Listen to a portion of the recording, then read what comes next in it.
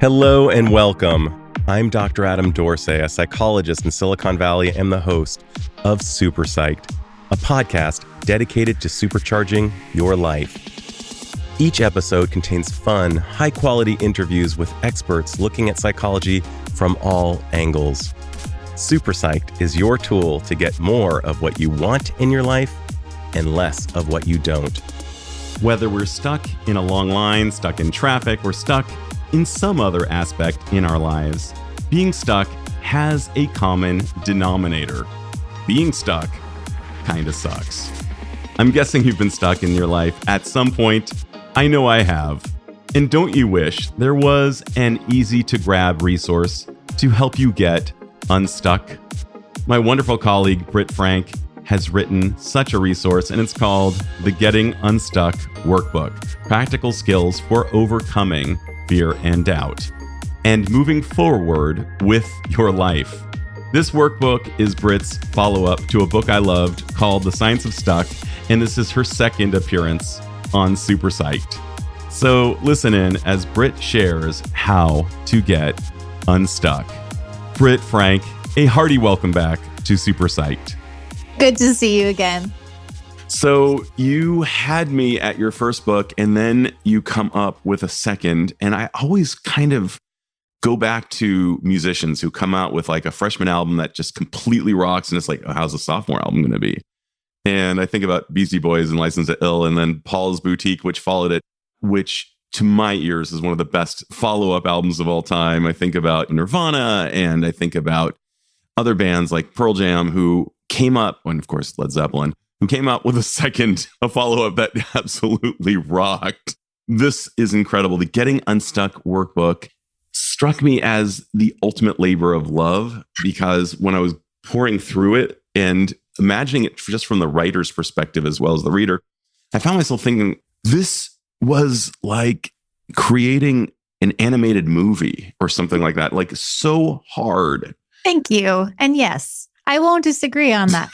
It was because I'd never done that type of, I've taught at university, I've taught curriculum, I've created courses, but I've not tried to write. And because, in the fields, workbooks are either so clinical, they read like manuals for stereos from the 1980s, or they're so boring and simple. And it's like, take a deep breath. Now here's 8 blank pages for you to reflect, which is like, there's space at the table for that. I don't want to disparage that, because like that can be incredibly helpful for some people. But I really didn't want to write anything that was so technical it was boring, or so simple that it was sort of meh.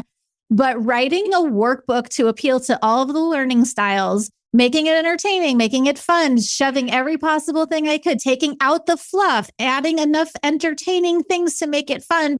And as a writer, it's different writing exercises than when you're writing and telling stories and unpacking case studies and all of that. Workbook writing is very different. And the best workbook I ever did was The Artist's Way by Julia Cameron. Like, to me, that is like top. That is the Everest of workbooks. Okay. And so I loved that it was a journey and not just assignments. And that was sort of my intention with it, was I wanted to feel like a fun, custom, bespoke journey that you can tailor to your own specific learning style, not a do this, now do this, now do this, because who wants to do that? Not me. Puke. No.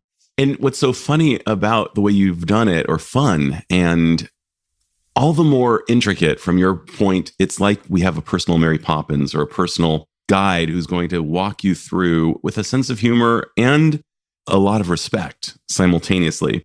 It seems like you just must have shot everything that you have into it.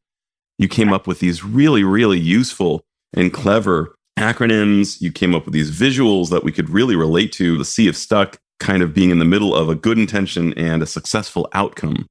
My poor designer. I don't do graphic design, but I know what I wanted it to look like in my head. So I'm like, Sarah, I want like 2 people that look happy in a bathtub together. And then I like want a chart to show the intention action gap, but like fun. And she came up with these, Sarah Page, these amazing graphics.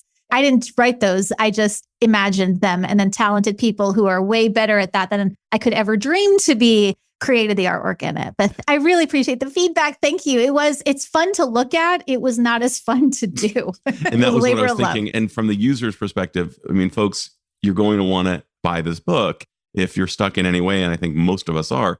I was thinking about various people and how useful it would be. And you start off sharing your story, once again, very, very courageously about, you describe a woman who was addicted to meth in a cult, doing all kinds of things that were not consistent with who you wanted to be or what you wanted to do. And you really let people know that you are a healer who's earned her stripes, who's made it to the other side. And you're saying, I'm right there with you. And you start with procrastination. Yes. And that's the perfect place to start. Let's talk about procrastination and your thoughts, because that is, I think, the start of stuck. Procrastination is the start of stuck. I wish I had come up with that line. That's so good. That would have been such a killer first line. Damn it. Thank you for that. Future reference noted. Procrastination is one of the most universally understood things that's also universally misunderstood. We talk about it like it's a character flaw, like it's some sort of defect of our human experience. Like, my brain's broken, it's procrastinating. My brain sucks, it's procrastinating. It's like, what if we took procrastination out of the realm of self-sabotage and pathology, and we looked at its function, which is self-preservation? And that's my soapbox thing. I'll talk about that on every mic ever given. Procrastination isn't good and it's not okay, but it is functional. Brains aren't designed for happiness and productivity. Brains are designed for survival. Procrastination has kept you alive. Hooray, brain. Here's how you can undo some of that like cave person wiring and work with it. I'm just such a big advocate of your brain's always on your side. And so I get very pissy at things that make it sound like you have to take out parts of you in order to thrive, or amputate the parts of you that don't want to do things. It's like, no, we just need to understand it's on your side and here's how it works. Let's uninstall the old software, reinstall an update, and off we go. And who doesn't want to stay safe, even though it's the least safe thing to do? Procrastination will really occlude our lives. We will get what we've always got unless we're willing to step out and engage in what I refer to kind of as the Joseph Campbell's hero's journey, that idea of being willing to leave the Shire and go into danger, which is what we need to do.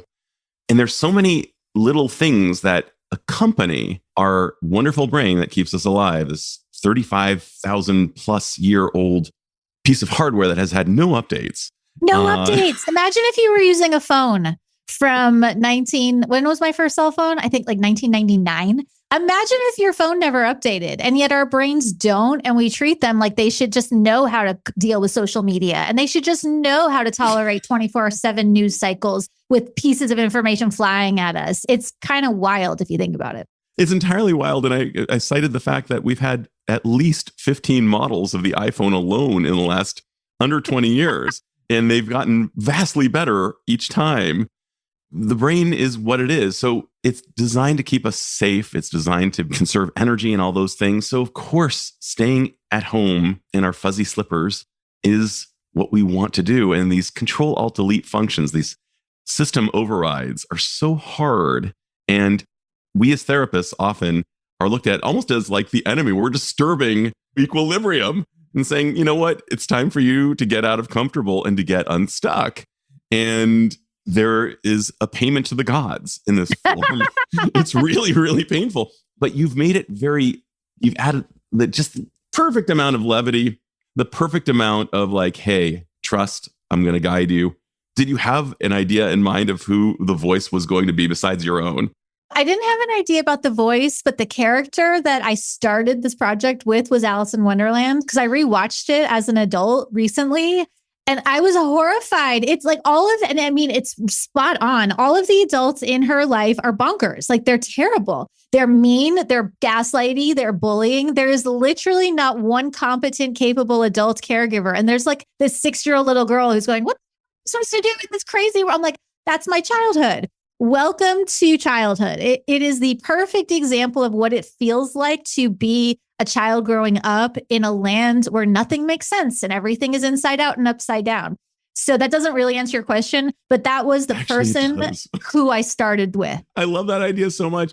And one of the things that you're even speaking to is the idea that no matter how accomplished we are, there's always an inner Alice. There's always an inner lost child who is terrified. And in the therapy room, one of the people that we are engaging, one of the parts of a person, no matter how far they've risen, is that inner 6-year-old who's terrified. And I often refer to like guys who are these ridiculously successful dudes. I call them bulls in the boardroom, Bambi's in the bedroom. They're terrified when they get home to their wives. They can totally crush, with the VCs and the whomever and the press, but they get home and they see their 5'2" wife and they just crumble and they become these 6-year-old Alices who are lost. It's so true. And I was thinking too, like the imposter. I mean, we do have the full cast of characters of every story ever written inside our head operating all the time. But it does seem like it's the inner Alice that creates this stuckness, this fear response, that procrastination, if you think of it less like a demon out to get you and like destroy your life, and more like a scared child who's not really sure which way to go and is terrified to do anything because any step could have fatal consequences. It's a lot easier to turn off the cortisol storm and then access the happy juice and the motivation chemicals and be able to shift our track and be able to come out of Wonderland and return home, so to speak. Exactly. And I'm going to ask you for one of your tips, but I just have to cite two of the greatest thinkers of all times, Beavis and Butthead. There's this moment when Beavis is about to do something really hard and he says, I'm going to die. And Butthead says, you're old. I think that's what you're doing in this book is you're helping these parts of us that say, I'm going to die if I stop procrastinating. I'm going to die if I try to become as big as I want to be. Kind of that Marianne Williamson quote of like, we fear our light, we fear our strength. What is one of your favorite nuggets of how to overcome procrastination? I'm still stunned that you went from Beavis and Butthead to Marianne Williamson without skipping a beat. That was the most seamless, ridiculous what? Like, who puts those two together? And it's spot on. Like, that was genius. I'm already a fan of you, but like new levels of fangirl that you just managed to pull that off. My hat is off to you. So most people know the feeling of once I get to the gym, I'm fine. Or like once I start the email, everything seems to get going. And everyone knows that feeling of once I start, I'm fine. But we don't want to solve for the starting gate because it looks so silly and so small. But my favorite tool sounds silly and it's annoying how simple it is, but it works. And they're called micro yeses. Micro yeses get you moving. They don't look good. You can't live tweet them because they're not very interesting. Micro yeses, smaller than small steps, smaller than baby steps. A micro yes is the smallest thing you can do easily. If you're not doing it, it's not small enough. Make it smaller. Micro yeses allow your brain to stay calm enough to get you to the starting gate where momentum and motivation will then kick in and take over. I love that. Just the start. Yeah. Remember when I decided to start my dissertation proposal and it was this hot night and I was thinking to myself, oh gosh, I'm terrified to leave the Shire. And it was this hot night and I just got started. And the idea of just getting started, I've seen this with my clients too. I'm working with one of the most amazing guys I've ever met. How do I even describe him? If he were a battery, he could power the planet. And he's just terrified to get started. And one of the things that took a couple of weeks, and it was just the micro yes of what BJ Fogg refers to as just flossing one tooth. Let's just get started. And you see that you're really into habits. You cite James Clear a fair amount, and you come up with your own versions of habit growth. Let's talk for a minute about habits and how they relate to being stuck. And I do like BJ Fogg's work. And I'll say a micro yes isn't even flossing one tooth. It's order the floss off Amazon. Just get the floss. Just have it. Don't even worry about busting it out. And then you have to wrap your fingers and then you got to find the crack in the tooth. And most adults know that that is not an easy get. And all dental hygienists know that too. So the habit, and the word habit is so loaded, we get stuck because that's how brains are designed to brain, is like we want autopilot and repetition because it conserves energy and it allows you to free up brain bandwidth. And our brain is morally neutral. So it doesn't care if a habit is flossing or heroin. It's like once it's habitualized, then your brain goes, okay, this is good. Put it on auto. So now we can go somewhere else. And you can't break a habit while it's in autopilot. And that's what most New Year's resolutions, what most giant big leaps and efforts that fall flat are. When you try to break a habit while it's still in auto, it's not going to work. So first we have to deactivate the autopilot setting. Micro yeses do that.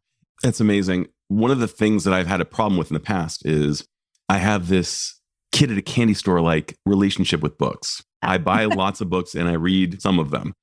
And each of these books represents an intention, and it's almost like the floss. And I'm wondering, how do we get from just buying the floss as an intention all the way and moving it to, okay, and it's going to be wrapped around my finger?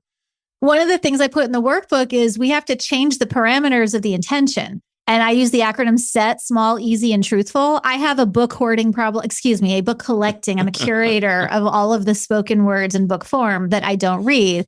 But if I set my intention to read a book, that is not small enough, it's not easy enough, and I'm full of crap if I tell myself I'm going to do it because I don't. So if instead my goal is not to read the entire book, but to find one page, one section of one chapter with a subheading that seems interesting to me, now I've achieved that goal. Now I've built that habit. Now maybe someday I'll finish a book, but I'm always in the middle of at least like a dozen. But I have to change my parameters from a goal I know I'm not going to do to something that's small, easy, and truthful. So first we have to frame it properly. I love Alan Watts's work, and he writes that problems that remain unsolvable are questions asked the wrong way.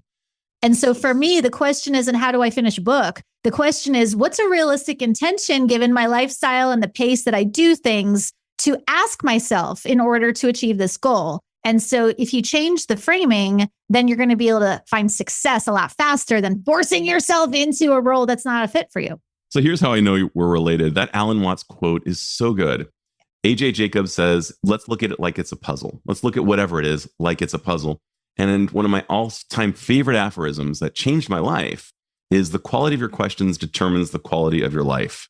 I heard that while I was walking my dog with a friend, and I thought about this from a Google search perspective.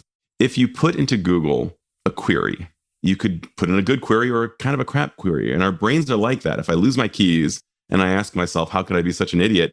I will actually come up with a gag reel of all the times I was an idiot. And it's going to get me no closer to my keys. But if I ask myself, where were they last? Who else might know them? Can I retrace my steps? That's a Google search that actually might yield better results. And I think that we do this all the time unwittingly.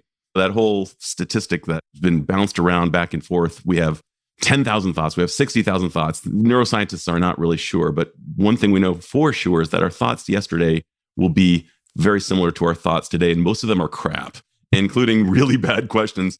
Do you ever guide people in actually formulating better questions that will serve their getting unstuck? Do you help them with a nice blue pen in editing their self-driven questions? I do. And you'll love this as therapists. I don't take a pen, I rip the thing in half. And my biggest thing is don't ask why when you're stuck. And I have to deconstruct this a bit because start with why. Yeah, Simon Sinek, obsessed with his work, 100% cosign. Start with why is great for business development. Start with why is the worst possible question to ask when you're stuck with procrastination or habits. When I was smoking meth, I could sit there and be like, why am I doing this? That's not a good question. That's like walking up to a burning building and saying, I wonder why it's on fire. It's like, get the people out of the damn building. We'll figure out why later. And you know this from your work. Everyone thinks, and we're taught to think this, if I can solve for why, I will solve my problem. And why gives you really good insight and why is useful, but you'll be really, really enlightened and still stuck. So we want to ditch the why and switch all of the why questions to what questions, followed by what am I willing to say yes to right now?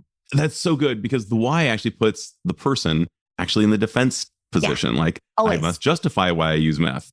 And sure, you could have the insights. Oh, I had a really bad childhood, so I use meth. Okay, well, I'll continue using meth. Versus, what do I need to do to get out of using meth? Or who are the resources I can talk to help me get out of using meth? Or what are the resources within me that might help me achieve my goal? There's so many better ways to formulate the question. I love the addicted to meth because that is such a it's a really hard one. And you actually did it. What are some self-driven questions that might have helped you lose the meth? There's no good drugs, but that one is wild. What? So there were lots of people, places, things, and resources and not everyone has them. And I was fortunate that I did, but I could have laundry listed all of the things available to me and I wouldn't have done any of them because when I was at the very, very bottom of the pit of tweaking out and seeing things and feeling like the FBI was about to bust in on my house, I didn't have the bandwidth to do any of those things. So the question isn't even what are my resources? That's an important question. But the first question is, what can I say yes to right now? Because while I'm tweaking and curled in the fetal position, I'm not going to call a therapist or read a book or join a forum or look on Reddit. The only yes I could get to in that moment was eat a yogurt. And it was like the yogurt that changed the world. It was like in that moment, I could say, yeah, I hadn't eaten in days. I, was dehydrated, malnourished. The only thing I could get to was crawl to the fridge and grab a freaking blueberry Yoplait. But that micro yes gave me a little bit of sugar and calories and nutrients that enabled me to make another one. So it's not even what is available to me. It's what can I say yes to right now that doesn't need to wait for special gear or sobriety or insight or anything. What's my yes now? That question will get you unstuck from just about anything. What's my yes now? So good. I'm just thinking about that for a second and just thinking about how instructive that could be and how it does the opposite of a run in a nylon. It's the first step. What's my yes now? That may be one of the best questions I've ever heard. And one of the things I often tell people is that we can get an insight all day. We can ask why. But the insight after the courageous action is far better. And I'm guessing that after the courageous act of the what's my yes now was a courageous act to just even begin to eat. It's almost like the yogurt was a tiny smelling salt that woke you up a little. Yeah. And I'm wondering if you don't mind continuing down this path, what was your second yes after the yogurt? So my first yes was actually phone a friend. So I had the wherewithal because I lurked in on the 12-step world. So I was able to call someone who then told me, go eat something. What's in your fridge? It's a yogurt. So then after I ate the yogurt, then it was like, get to the other side of that particular drug binge. So like I had stopped using, I ate the food, I drank the water, and then eventually my brain, like the fire in my head, was put out and I was able to think. And then my next step was I need to get some help. And then the next step from there was like, I did a short intensive inpatient stay. And then after that turned into, okay, now I need to leave where I'm living and go not everyone needs to be so dramatic, but I'm like, I must leave everything behind, everything I know. I must leave my city and my people and everything I know, because I will not thrive in the same situation that got me so sick. So I left. And I ended up moving and I ended up leaving behind a series of very, very, very chaotic, violent relationships and starting from scratch. And it sucked.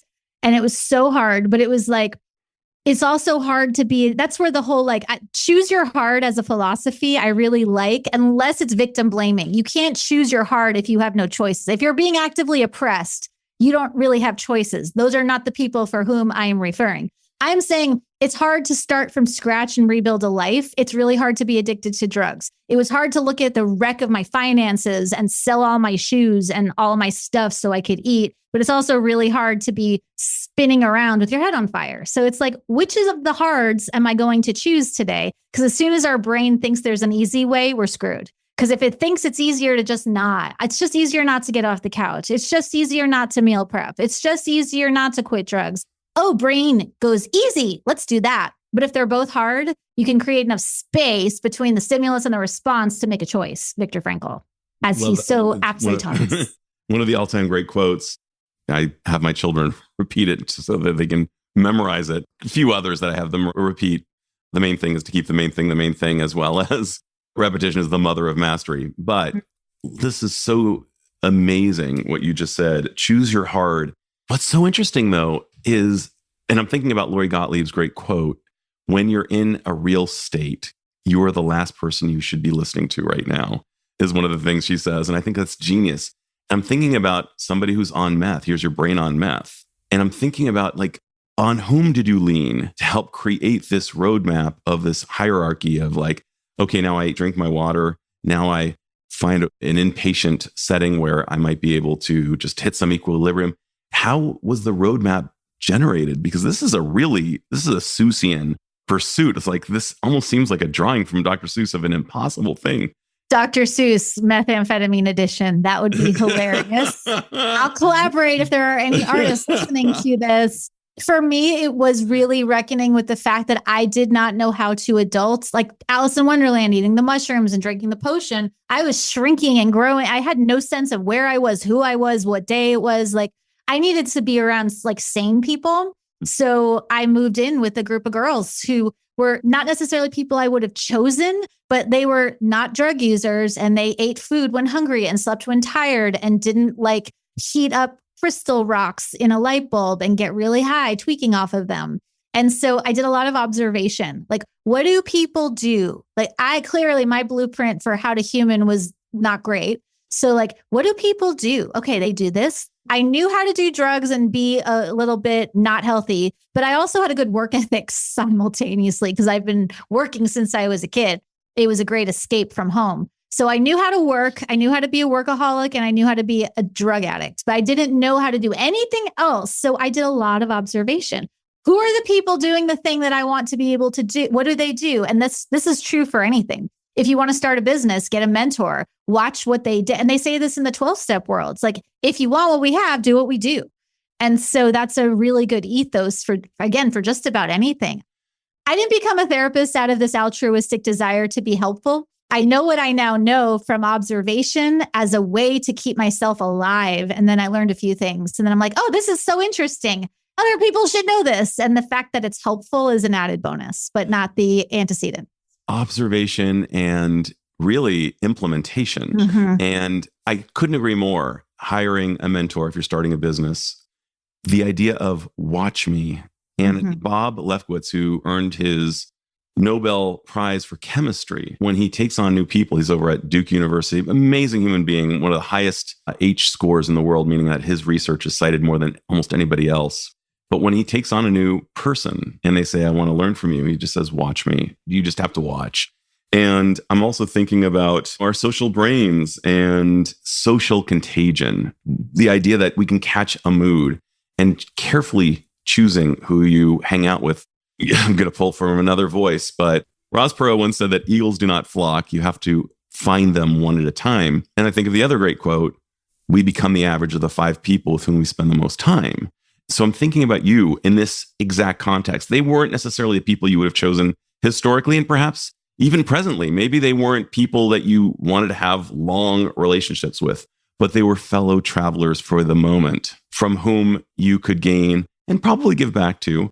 And you, like me, became a healer in this profession, largely from our own stuff. I called my own ADHD protocol that I put myself through between the ages of 27 and 32.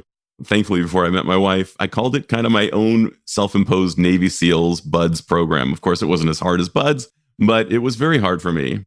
And like me, I'm guessing that you have, I'm hearing just the names from whom you draw. I noticed you asked, is this true? As an important question when people are going through analyzing. And I could only infer that that partially might have come from Byron Katie. And I'm just wondering who have been like some of your teachers throughout the years who you just kind of find yourself going back to learn more from. So Julia Cameron, I don't know what kind of mojo is inside that book, but I've done it several times. And both times I've done it, it was transformative. She's not even a therapist. She's an amazing, insightful, philosophical creative. She's an artist and a playwright and a musician. And I think she was married to Martin Scorsese for a minute. I've never met the woman, but something about that book. And it was because I wasn't ready to be with other people at that point, and I wasn't ready to look at all my crap at that point. But her stuff was so prescriptive and action-oriented that it allowed me to start getting forward motion.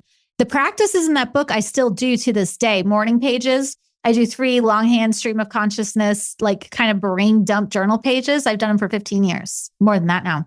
Oh my God. Okay, so I'm doing the math really quickly.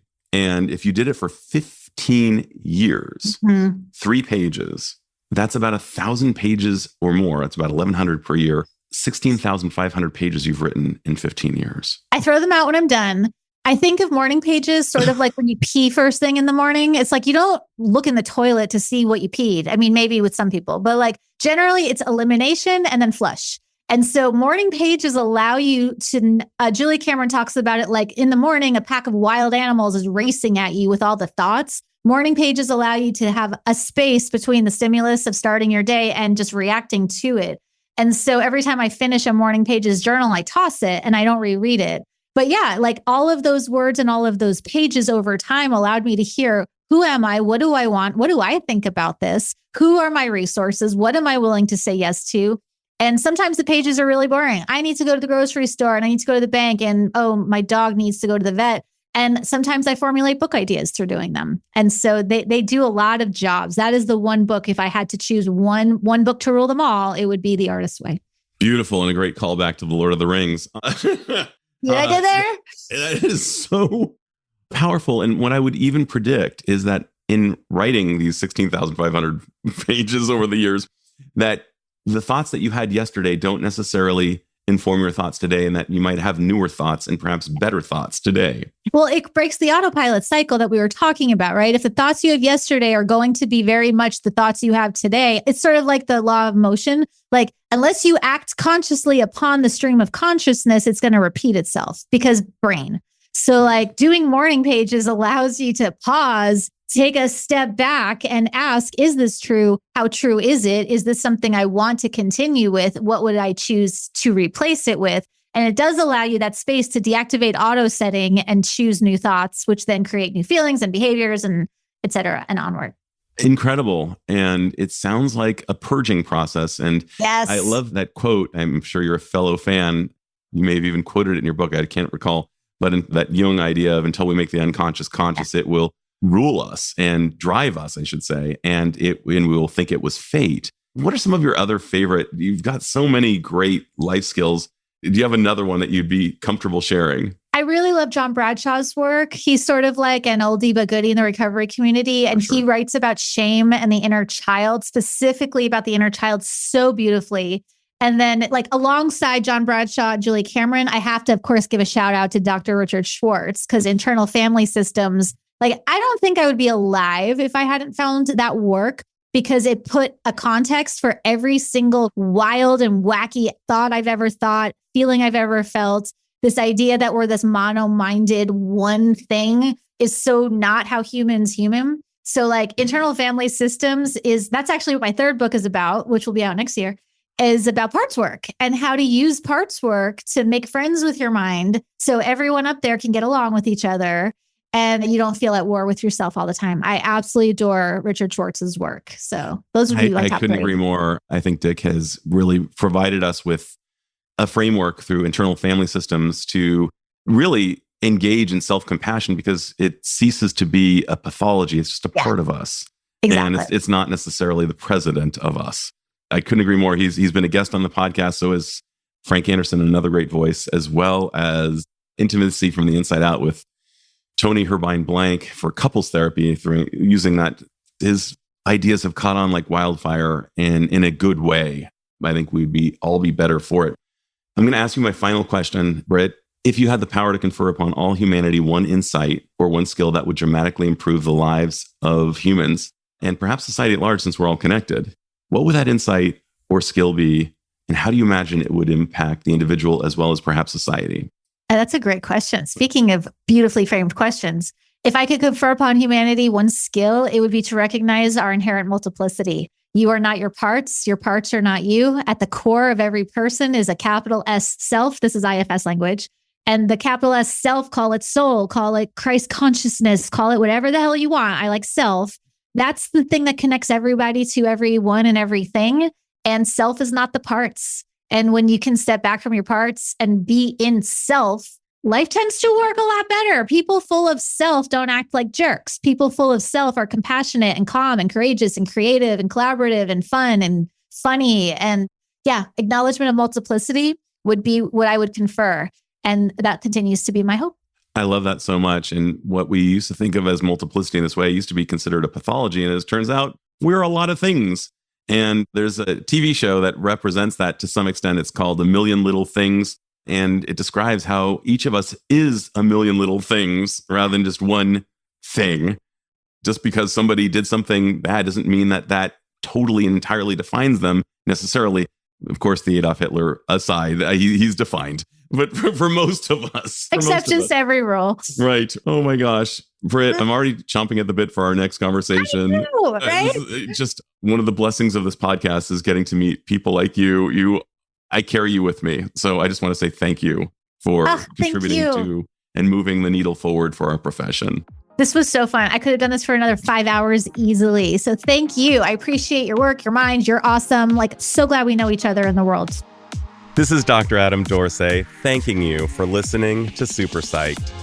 If you know anyone who might like it or who might benefit from listening, share it. And if you like the episode, please hit subscribe.